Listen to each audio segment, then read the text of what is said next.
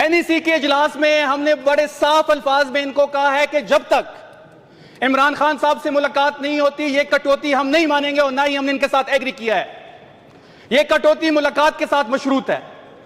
अभी कुंडी साहब ने कहा कि हर चीज अडियाला के साथ आप मुंसलिक करते हैं, बिल्कुल हम मुंसलिक करेंगे।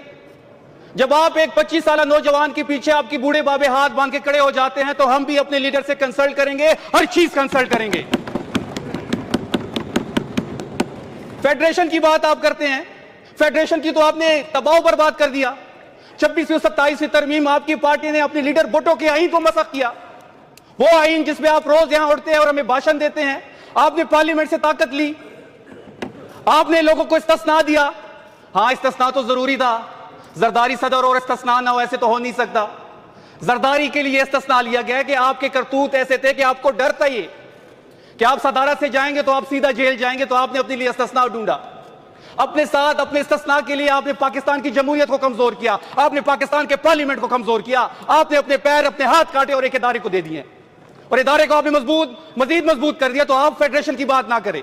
हां, फेडरेशन की बात सीएम अफरीदी करेगा, जिसने एनएफसी का मुकदमा जीता, जिसने 8 महीने जिस तरीके से एनएफसी का मुकदमा वहां पे लड़ा, जो फोरम मिला हमें, हमने बड़े मुदल्लल अंदाज में बात की। मुजम्मिल असलम साहब ने एनएफसी पे हमेशा बात की और वही बात हुआ कि जब आपके पीएम के साथ हम बैठे एनईसी में तो सबसे पहला मुकदमा खैबर पख्तूनख्वा ने अपने एनएफसी के शहर में जीता। यह होती है किसी सूबे की रिप्रेजेंटेशन। जनाब, कल कहा गया कि मैं 18 साल से बजट को कवर कर रहा हूं। अब ये बजट फॉर्म 47 वाला बजट ये कवर कर रहे होते, फॉर्म 45 वाला बजट तो इन्होंने कभी कवर नहीं किया। आपने रेवेन्यू की और एक्सपेंडिचर की बात की, आपने एलोकेशन की बात की और फिर आपने कहा कि खैबर पख्तूनख्वा के हॉस्पिटल में पता नहीं आपने एक वाकया बयान किया कि फलानी जगह पे एक डिलीवरी जो है वो बरामदे में हुई।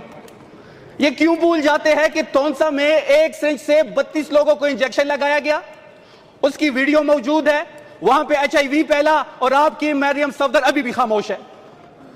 ये करप्शन की बात करते हैं और एक मौसूफ पंजाब असेंबली में उठते हैं, कहते हैं कि जी नोट पे नवाज शरीफ की तस्वीर होनी चाहिए। चलो एक सेकंड के लिए मान लेते हैं, लेकिन जो तस्वीर होगी वो फ्रंट वाली नहीं होगी, वो उसका जो पीठ है वो तस्वीर उस पर लगा दी, क्योंकि उसकी शक्ल से लोग नफरत करते हैं।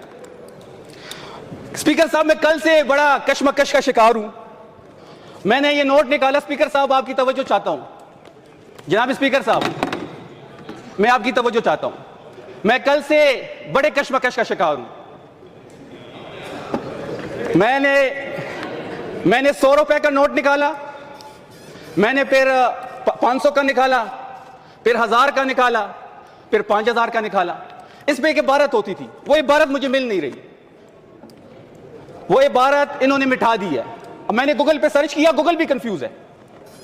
मैंने जिंदगी में पहली दफा गूगल को भी कंफ्यूज देखा। मैंने गूगल से पूछा कि जी ये इबारत कब मिटाई गई है। अब गूगल कह रही है कि ये 2025 में मिटाई गई है। वो जो इबारत थी कि रिस्क हसूल ऐन इबादत है, वो इबारत इस नोट पे 2025 से गायब है। तो मेरे समझ में ये बात आई जनाब स्पीकर कि ये जो इबारत होती है जब ये करप्शन करते हैं, 5300 अरब की एक करप्शन है, 17 पंजाब में सिर्फ फैसलाबाद में 1 अरब की करप्शन हुई है, सिर्फ एक शहर का ऑडिट हुआ है। जब ये पूरा पंजाब का ऑडिट होगा तो ये करबो की कहानी है। और करबो से याद आया कि एक सहाफी ने स्टोरी की है कि महफिल में कोई और फ्लैट खरीदा गया है और जो फ्लैट खरीदा गया है वो किसी खातून वजीर के साथ उसको लिंक किया जा रहा है। और जब मैंने नोटों को, स्पीकर साहब, मैंने नोट को देखा तो वो इबारत इसमें नहीं थी। मैंने कहा इंसान है, इंसान के अंदर जमीर होता है, वो भी जब आप करप्शन करते हैं और नोट को देखते हैं और वो इबारत इसमें लिखी होती है तो जमीर मुलामत करता है, बंदे को थोड़ा एहसास होता है कि जी मैं क्या कर बैठा। तो उस एहसास से बचने के लिए उन्होंने नोट से ये चीज हटा दी है। सायरा बानो साहिबा ने बड़ी अच्छी बात कही स्पीकर साहब कल कि नवाज शरीफ की तस्वीर आप लगा दें, क्योंकि आप जब जेब से नोट निकालेंगे उस पर नवाज शरीफ की तस्वीर होगी तो वो कहेगा मुझे क्यों निकाला, आप दोबारा जेब में डालेंगे तो बचत होगी। तो अब हर पाकिस्तानी को पता है कि आपको इसलिए निकाला गया था कि आपने चोरी की थी। हर पाकिस्तानी को पता है कि आप सादिक और अमीन नहीं थी, इसलिए आपको निकाला गया था।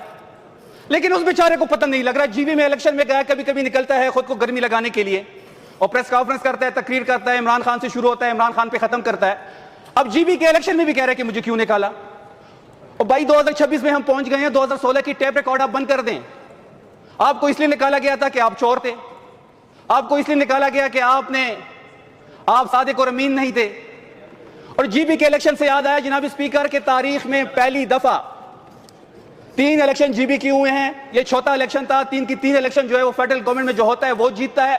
पहली दफा ऐसा हुआ है कि जीबी के इलेक्शन में मौजूदा जो फेडरल हुकूमत में लोग बैठे हुए हैं, जो 17 सीटों पे पाकिस्तान पे अजाब की तरह मुसलत है, उनका बयानिया पिट गया और वहां पे इनको शिकस्त हुई। मरियम नवाज ने वाशरूम में अपनी तस्वीर लगाई है, सब इसके गवाह होंगे। सब्जी के ठेले पे लगाई गई है, सब इसके गवाह है। आटे की बोरी पे लगाई है, सब इसके गवाह हैं। मैं भुट्टो साहब की तरह थोड़ा जोश में आ गया हूं, वो भी माइको को यूं करता था। Bus stop. डस्ट बैंड पे भी मरियम नवाज की तस्वीर है, लेकिन ये फिर भी मकबूल नहीं हो रहा है। खान साहब की तस्वीर को हर जगह से माइनस किया गया, खान साहब के बयान को हर जगह से माइनस किया गया, इमरान खान साहब का नाम को हर जगह से माइनस किया गया, पार्टी के परचम पे पाबंदी लगाई गई, पोस्टर पे पाबंदी है, बयान पे पाबंदी है, मुलाकात पे पाबंदी है, बेटों से बात नहीं हो रही, बहनों से मुलाकात नहीं हो रही, जाती डॉक्टर की रसाई नहीं है, सेहत के मामले का इशू बना हुआ है। फिर भी 90% लोगों का लीडर इमरान खान है। और मसला यही है कि इमरान खान लोगों से भूल नहीं रहा।